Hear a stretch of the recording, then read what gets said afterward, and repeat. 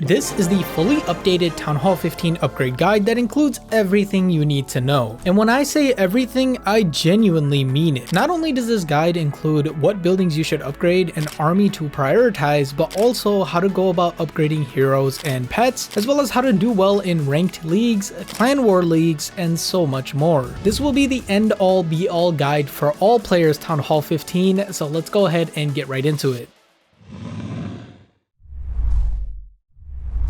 So first things first, I want to give you guys a rushing preface. By the way, this is going to be the same segment as all the other videos, so if you've already seen this, feel free to skip it in the chapters down below. As you know, I am a huge advocate for strategic rushing, no matter what town hall you're at. One big reason for this is the opportunity cost of staying at a lower town hall level, whereas if you continue and go to another town hall level, you can actually get things to progress your account faster. Magic items, for example, especially at the early town hall levels, are not as effective as if you save them. Let's say you spent the exact same amount of books of building at Town Hall 11 as you did at Town Hall 17. You would be missing out on potentially months worth of upgrades simply because you're at a lower Town Hall level. Another thing to consider is that by strategic rushing, you will be able to carry your weight in wars because we are going to be specifically upgrading things that increase our offense. And speaking of offense, you'll be able to rise higher in trophy leagues, resulting in more ores, hit harder in clan war leagues, giving you more medals, and overall become more valuable to your clan. I've literally spoken about it so many times before, but this is the #1 undisputed way to max your Clash of Clans account fast. Don't worry, I'm still going to be addressing maxers throughout this upgrade series, but generally, this is going to be a series for the rushers. Let's go ahead and discuss how you should be using your magic items when you reach Town Hall 15. As those of you who already watch the channel know, we generally only use magic items on upgrades that are 12 days or longer for maximum efficiency. And the issue has been in the last few Town Halls up until this point, there has not been a single upgrade that can use these magic items. Thankfully, that actually changes during Town Hall 15, so we won't have as much magic item waste. The Dark Barracks is going to be a 12-day long upgrade, and the Furnace upgrade in the lab is also a 12-day long upgrade. Thus, if you're forced to use a book of building or a book of fighting during your journey in Town Hall 15, you can go ahead and use it on one of these upgrades and ensure that you get good value. I would not recommend using your hammers or other books or really anything else at this Town Hall level because you simply don't get good value. And when you do get to the higher Town Halls, you can go ahead and completely ball out on as many magic items as needed for all of your upgrades.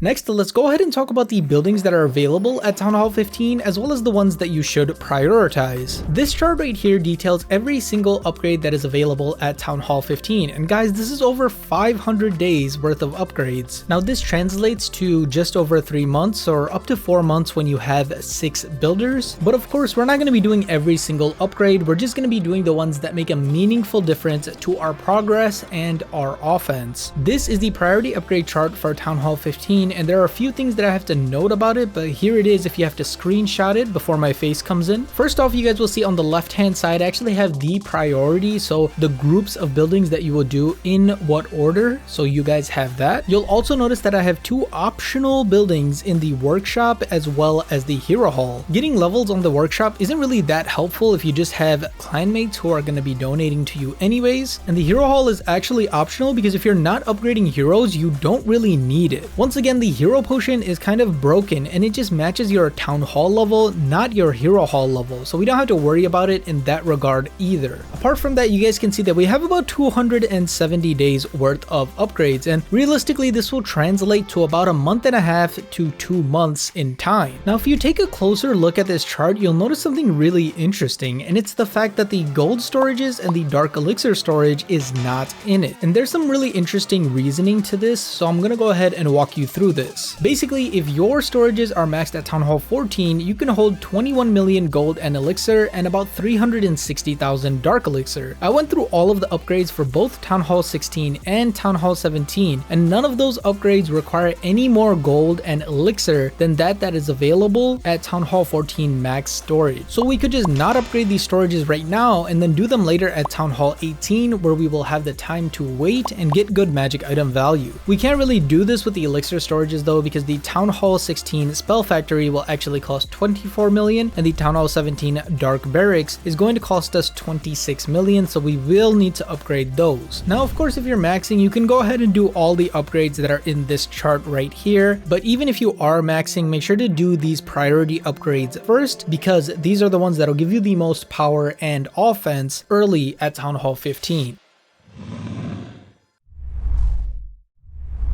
Next up, let's go ahead and talk about the heroes as well as how you should be upgrading them. There are 3 primary ways that you can upgrade heroes in Clash of Clans currently. One is that you can go ahead and max them out at every Town Hall level, and this is the method that I wouldn't recommend. Doing this slows down your progression through the Town Halls and make sure that you don't get good magic item value. The second option, and the one that I do recommend, is skipping your heroes entirely. Now, this might seem like a bad move, but because of the effect of the hero and the power potions, you could just war consistently without feeling the effects of skipping heroes. The only downside to this method is that you will be wasting that free book of heroes that you get at the end of the season pass every single month. However, I think this is a small price to pay. An alternate method between these two methods is to just upgrade one hero so that you get good book of heroes value, and the best hero to do this with is the Royal Champion, because her upgrade times get a lot longer, a lot faster, so you get better book value. It is of course your decision on which one of these you do, but I would highly recommend options 2 or 3. If we look at the hero upgrade times, it takes 210 days for this Town Hall alone, and that is a long time. That is why I don't recommend doing them. But if you do decide to end up doing the hero upgrades, I won't leave you with nothing. This chart right here details the amount of builders you would have to have on heroes on average so that your buildings and your heroes could finish at the same time. Note that this is only accounting for the priority upgrades. It's not accounting for every single upgrade at the Town Hall. But again, my recommendation is to skip heroes until you get to a higher Town Hall level where you can afford to wait and then go ahead and use your magic items.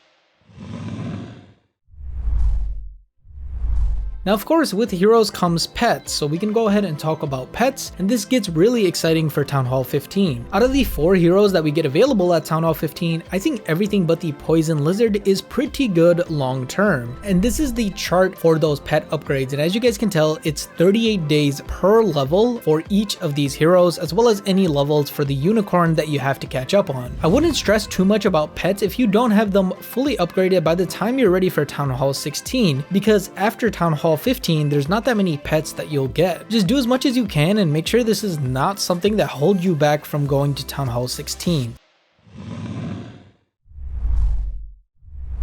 Next up, let's go ahead and talk about the lab as well as what I would prioritize there. Overall, there are a ton of lab upgrades, and as you guys can see, there is 283 days total of lab upgrades at Town Hall 15. Obviously, on a rushed account, I wouldn't recommend upgrading all of these. I would only really recommend upgrading 1 or 2 armies that you plan to use consistently. This is the chart of upgrades that I would recommend that you consider, and there's actually quite a few armies here. You guys know I always recommend dragons and electro dragons because they have a low amount of upgrades and they're always very decent to use. But at Town Hall 15, we get another low amount of upgrade troop, and that is the Root Rider. Obviously, your healers might be a little bit behind as well, so you'd have to upgrade those to use Root Riders. But the thing to remember is that when we get to those higher Town Hall levels, your buildings are going to take you a lot longer to do, and as a result, you'll have some extra time to catch up on a few upgrades here and there. Regardless, I think Electro Dragons and Dragons are a high priority in my book, and do remember that if you're forced to use a Book of Fighting, you can use it on that furnace level, and that will be good value.